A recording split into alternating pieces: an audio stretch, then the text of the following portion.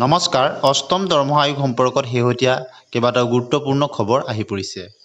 অষ্টম কেন্দ্ৰীয় দৰমহা আয়োগৰ জাননী 2024 ভ্ৰমণৰ বিৱৰণ। অষ্টম কেন্দ্ৰীয় দৰমহা আয়োগ 2024 চনৰ 1 জুনৰ পৰা 4 জুনলৈ জম্মু আৰু কাশ্মীৰৰ শ্ৰীনগৰ ভ্ৰমণ কৰিব। উদ্দেশ্য কেন্দ্ৰীয় চৰকাৰৰ বিভিন্ন সংগঠন প্ৰতিষ্ঠান আৰু ইউনিয়নসমূহৰ সৈতে মত বিনিময় কৰা।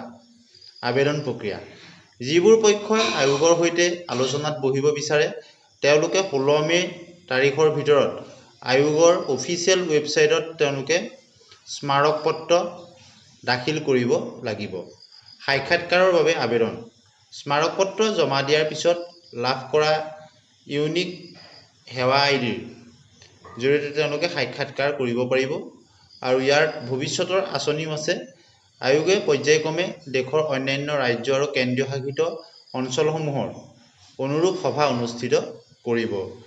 গতিকে অত্যন্ত এটা সুখবৰ বুলি ক'ব লাগিব। জম্মু আৰু কাশ্মীৰত থাকিব এখন অফিচিয়েল যিখন লেটাৰ অষ্টম দৰমহা আয়োগৰ ফালৰ পৰা 1 মে'তে তেওঁলোকে কৰিছে জম্মু কাশ্মীৰ ভ্ৰমণৰ সম্পৰ্কত ইতিমধ্যে আপোনালোকে অৱগত হৈছে আৰু অফিচিয়েল লেটাৰখনো আপোনালোকে দেখিছে। এতিয়া আমি সেই অষ্টম দৰমহা আয়োগৰ অন্য এটা বিষয়লৈ য'ত চৰকাৰী কৰ্মচাৰীসকলে লাভ কৰিব পাৰে 5 লাখৰ পৰা 14 লাখ টকা পৰ্যন্ত এৰিয়াৰ।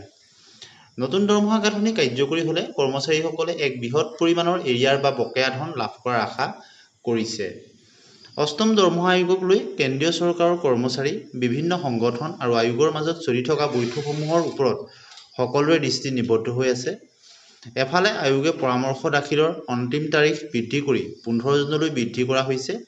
আনফালে নতুন দৰমহা গাঁথনি কাৰ্যকৰী হ'লে কেনেদৰে এৰিয়াসমূহ প্ৰদান কৰিব তাক লৈ জল্পনা কল্পনা চলিছে আৰু এই এৰিয়াৰ পৰিমাণ 5 লাখ টকাৰ পৰা 14 লাখ টকালৈকে হ'ব পাৰে বুলি চৰ্চা চলিছে। যদি চৰকাৰী অনুমোদনত পলম হয় আৰু আয়োগৰ পৰামৰ্শ কাৰ্যকৰীত পলম হয় তেনেহ'লে নিৰ্দিষ্ট সময় 1/1/24 পৰা কৰ্মচাৰীসকলে তেওঁলোকে এৰিয়াসমূহ লাভ কৰিব। দৰাচলতে স্মাৰকপত্ৰ দাখিলৰ প্ৰক্ৰিয়া 5 মাৰ্চ 2024 আৰম্ভ হৈছিল। প্ৰথমে ইয়াৰ অন্তিম তাৰিখ 30 এপ্ৰিল নিৰ্ধাৰণ কৰা হৈছিল। পিছত ইয়াক 31 মে'লৈ বৃদ্ধি কৰা হয়। এতিয়া পুনৰ বৃদ্ধি কৰি 15 জুন কৰা হৈছে।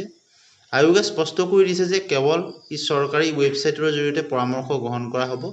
হাৰ্ড কপি ইমেইল বা PDF-ৰ জৰিয়তে পঠোৱা নথিপত্ৰ বিবেচনা কৰা নহ'ব। গতিকে কৰ্মচাৰীসকলে এৰিয়াৰ আশা কিয় কৰিছে? সাধাৰণতে কেন্দ্ৰীয় দৰমহা আয়োগৰ প্ৰতি 10 বছৰত এবাৰকৈ কাৰ্যকৰী হয়। সেই অনুসৰি অষ্টম দৰমহা আয়োগৰ পৰামৰ্শসমূহ 1 জানুৱাৰী 2024 পৰা কাৰ্যকৰী হোৱা বুলি ধৰা হৈছে। কিন্তু আয়োগৰ চূড়ান্ত প্ৰতিবেদন প্ৰস্তুত চৰকাৰী অনুমোদন আৰু নতুন বেতন গাঁথনি ধাৰণা কৰা হৈছে যে এপ্ৰিলৰ